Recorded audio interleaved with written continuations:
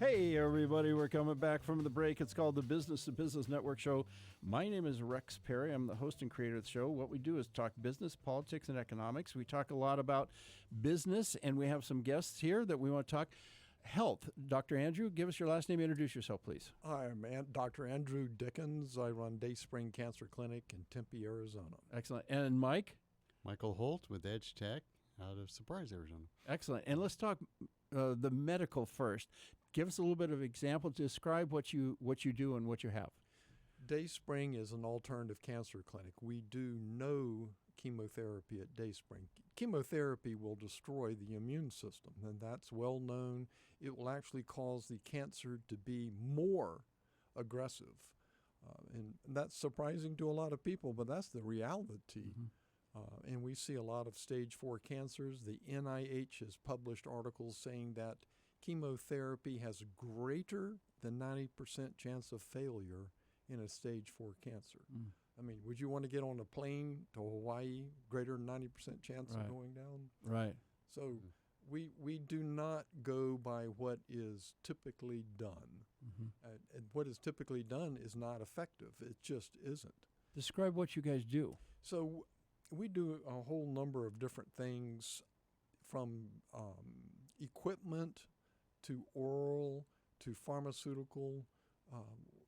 And something I maybe put a plug out, there's a medical doctor in Florida, Jeffrey Dach, D-A-C-H. He wrote a book, Cracking Cancer Toolkit. Mm-hmm. And I'm a big book person. And Dach's book, Cracking Cancer Toolkit, I think is phenomenal about how to address cancer stem cells.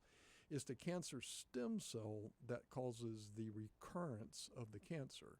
And yeah, you can knock down a cancer 50%, but chemotherapy does not take out the cancer stem cells. So Dach's whole premise, and I love this book, and we do a lot of what we do from the book, his whole premise then is what does it take either pharmaceutically or nutraceutically, herbs and those sort of things, to go after and to kill the cancer stem cells. Mm-hmm. And that's kind of the holy grail, if I might use that wording, in cancer. You want to take care of the cancer stem cells, because if they go away, the cancer is not effective. So think of a cancer stem cell. If cancer is a bus, the cancer stem cell is the bus driver. Mm-hmm. You take out the bus driver, that bus isn't going anywhere. Mm-hmm.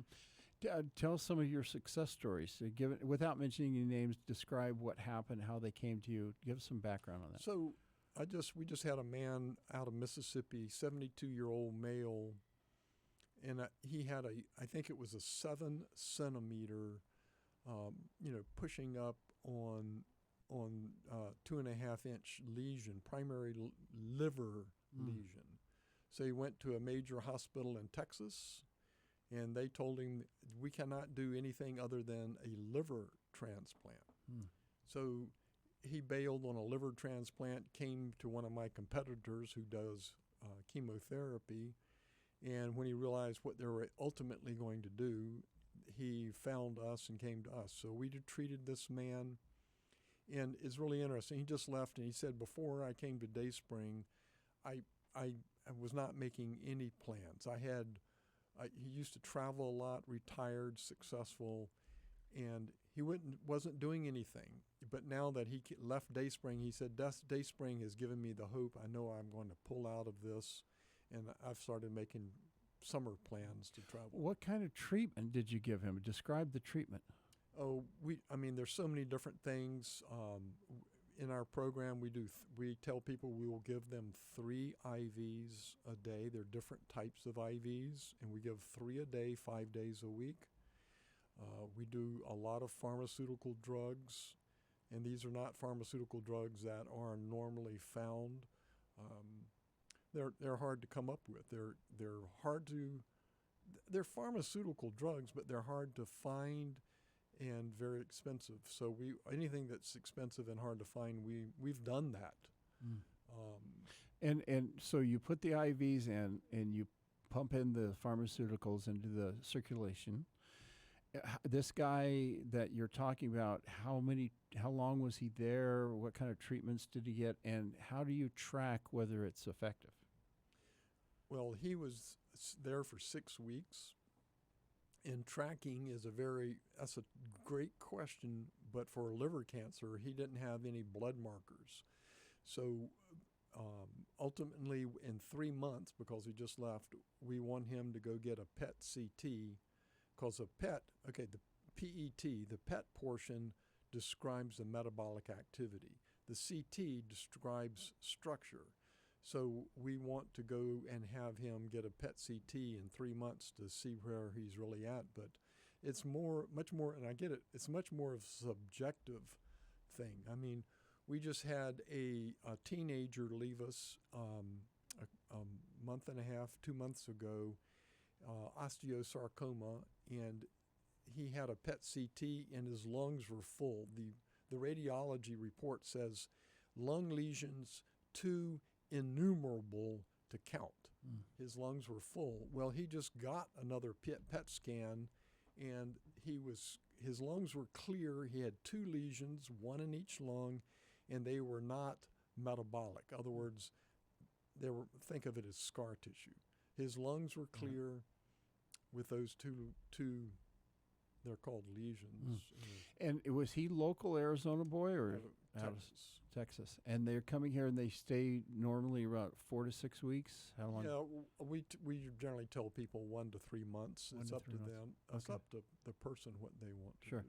And then what's your tracking success? I mean, how do you determine that what you've done actually was effective? Again, it's a case by case thing. I'll tell you another one. Let me ask you a question though. The older gentleman, 72, that left state of Arizona.